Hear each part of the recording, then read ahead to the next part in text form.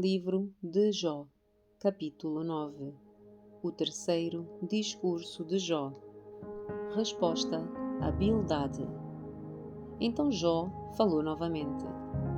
Sim, eu sei que tudo isso é verdade de modo geral, mas como alguém pode ser inocente aos olhos de Deus? Se uma pessoa quisesse levar Deus ao tribunal, acaso poderia lhe responder uma vez em 1000? Pois Deus é muito sábio e poderoso. Quem alguma vez o enfrentou e saiu vencedor? Ele move montanhas sem dar aviso e em sua ira as põe abaixo.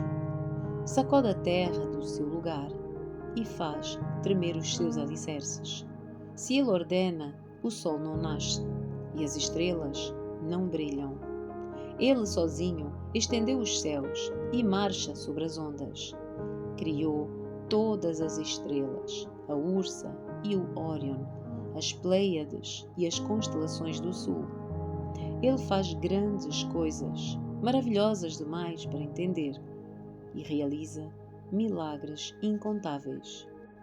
Quando se aproxima de mim, não posso vê-lo. Quando passa, não percebo a sua presença. Se ele toma à força, quem o fará devolver? Quem ousa perguntar o que estás a fazer? E Deus não refreia a sua ira. Até os monstros marinhos são esmagados sob os seus pés. Quem sou eu, então, para tentar responder a Deus, ou mesmo argumentar com Ele? Ainda que fosse inocente, seria incapaz de me defender. Poderia apenas implorar por misericórdia ao meu juiz. E mesmo que eu o chamasse e ele me respondesse, não acredito que me daria atenção, pois ele me ataca com uma tempestade e sem motivo me fere repetidas vezes. Não permite que eu recupere o fôlego, mas enche a minha vida de amargura. Se é uma questão de força, ele é o forte. Se é uma questão de justiça, quem ousa levá-lo ao tribunal? Embora eu seja inocente, a minha própria boca me declararia culpado. Embora eu seja íntegro, ela provaria que sou perverso. Sou íntegro, mas isso não faz diferença para mim. Desprezo a minha vida. Íntegro ou perverso é tudo a mesma coisa. Por isso digo, ele destrói tanto o íntegro como o perverso. Quando uma praga vem repentinamente, ele ri da morte dos inocentes. A terra está nas mãos dos perversos e ele cega os olhos dos juízes. Se não é Deus quem faz isso, então quem é? A minha vida corre mais depressa do que um atleta. Foge sem jamais ver a alegria. Desaparece como um barco veloz de papiro, como a águia que se lança sobre a presa. Se eu decidisse esquecer as minhas queixas, deixar de lado a tristeza e exibir um rosto alegre, ainda assim temeria todos os meus sofrimentos, pois sei, ó Deus, que não me considerarás inocente. Não importa o que aconteça, serei sempre considerado culpado. Então, de que adianta continuar a lutar? Mesmo que eu me lave com sabão e limpe as mãos com soda, tu me lançarás num poço de iodo e até as minhas roupas terão nojo de mim. Deus não é ser humano como eu. Não posso discutir com ele nem levá-lo ao tribunal. Se ao menos houvesse um mediador entre nós, alguém que nos aproximasse um do outro, ele afastaria de mim o castigo de Deus e eu já não viveria aterrorizado.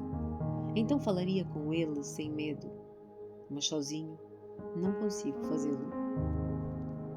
Capítulo 10. Jó expressa o seu pedido a Deus. Estou cansado da minha vida. Vou me queixar abertamente. A minha alma amargurada precisa de se expressar.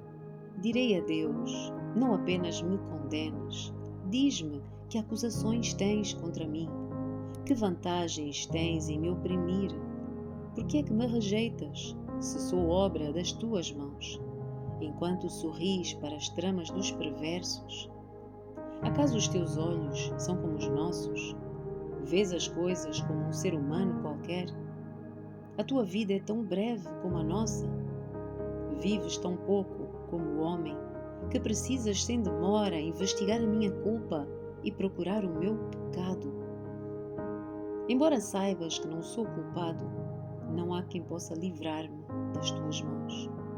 Tu me formaste com as tuas mãos, tu me fizeste, e no entanto me destróis por completo. Lembra-te de que do barro me fizeste. Acaso me farás voltar tão depressa ao pó? Tu guiaste a minha concepção e me moldaste no ventre materno. Com carne e pele me vestiste e me teceste os ossos com os meus tendões. Tu me deste vida e me mostraste o teu amor, e com o teu cuidado me preservaste. O teu verdadeiro motivo, porém, a tua real intenção, era me vigiar, e se eu pecasse, não perdoar a minha culpa. Se sou culpado, pior para mim, e mesmo que eu seja inocente, não posso manter a cabeça erguida, pois estou cheio de vergonha e sofrimento. Se mantenho a cabeça erguida, tu me caças como um leão e manifestas contra mim o teu imenso poder. Repetidas vezes depões contra mim. Sobre mim derramas a tua ira crescente e me atacas com um exército após o outro. Por que, então, me tiraste do ventre da minha mãe? Por que não me deixaste morrer antes de vir ao mundo? Seria como se eu nunca tivesse existido. Iria direto do ventre para o túmulo. Restam apenas alguns dias.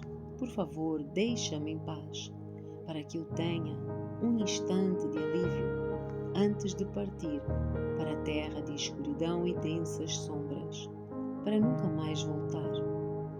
É uma terra escura como a meia-noite, terra de profunda escuridão e desordem, onde até mesmo a luz é escura como a meia-noite. Capítulo 11. A primeira resposta de Zofar a Jó. Então Zofar, de Naamá, respondeu a Jó: Não haverá resposta a essa torrente de palavras? Uma pessoa é inocentada só por falar muito? Devem todos calar-se enquanto você continua a tagarelar? Quando zomba de Deus, ninguém o repreenderá. Você afirma: as minhas crenças são puras e sou limpo aos olhos de Deus. Se ao menos Deus se pronunciasse e lhe dissesse o que pensa. Se ao menos lhe revelasse os segredos da sabedoria, pois a verdadeira sabedoria não é coisa simples. Escute. Deus, sem dúvida, o está a castigar muito menos do que você merece. Acaso você pode desvendar os mistérios de Deus e descobrir tudo sobre o Todo-Poderoso? Esse conhecimento é mais alto que os céus. E o que você pode fazer é mais profundo que o abismo. E o que você pode saber é mais vasto que a terra e mais amplo que o mar. Se Deus passa e prende alguém ou convoca o tribunal, quem pode detê-lo? Pois Ele conhece os falsos e registra os seus pecados. É tão impossível um tolo tornar-se sábio como um jumento selvagem dar à luz a uma criança. Se ao menos você preparasse o coração e levantasse as mãos a Deus em oração, livra-se dos seus pecados e deixe toda a maldade para trás. Então o seu rosto se iluminará com a inocência. Você será forte e não terá medo. Você se esquecerá dos seus sofrimentos. Serão como águas passadas. A sua vida será mais luminosa do que o meio-dia. Até a escuridão será clara como a manhã. Você se sentirá seguro, pois terá esperança. estará protegido e descansará tranquilo. Sem medo se deitará, e muitos buscarão a sua ajuda. Os perversos, porém, ficarão cegos, sem ter para onde ir. A sua única esperança será a morte. Capítulo 12. O quarto discurso de Jó. Resposta a Zofar. Então Jó falou novamente. Vocês de facto sabem de tudo, não é? Mas quando morrerem, a sabedoria morrerá com vocês. Pois bem, eu também sei algumas coisas, e vocês não são melhores do que eu. Qualquer um sabe aquilo que me disseram. Meus amigos, contudo, riem de mim, pois clamo a Deus e espero uma resposta. Sou justo e íntegro, e no entanto eles riem de mim. Quem está tranquilo zomba de quem sofre, dá um empurrão em quem tropeça.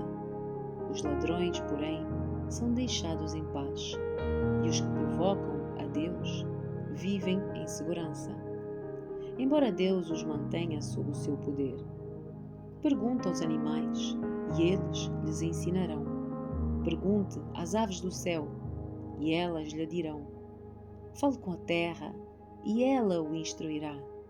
Deixe que os peixes do mar o informem, pois todos eles sabem que o meu sofrimento veio da mão do Senhor. Em suas mãos está a vida de todas as criaturas e o fôlego de toda a humanidade. O ouvido prova as palavras que ouve, assim como a língua distingue os sabores. A sabedoria pertence aos idosos e o entendimento aos mais velhos. Em Deus, porém, estão a sabedoria e o poder. A Ele pertencem o conselho e o entendimento. Ninguém pode reconstruir o que Ele derruba. Ninguém pode libertar quem Ele aprisiona. Se Ele retém a chuva, a terra se transforma em deserto. Se Ele libera as águas, há inundações em toda a parte. Sim, a Ele pertencem a força e a sabedoria. Enganadores e enganados estão sob o seu poder. Ele destitui os conselheiros e os dispensa. Faz de tolos juízes sábios. Tira o manto dos reis e lhes amarra uma corda na cintura. Destitui os sacerdotes e os dispensa. Derruba os que estão no poder há muitos anos. Silencia o conselheiro de confiança e retira o entendimento dos anciãos. Derrama desonra sobre os príncipes e deixa os fortes desarmados. Ele revela mistérios ocultos nas trevas e ilumina a escuridão mais profunda. Exalta nações e as destrói. Expande nações e as abandona. Despoja os reis de entendimento e os deixa vagar por um deserto sem caminhos. Andam tateando na escuridão, sem luz. Ele os faz cambalear como bêbados.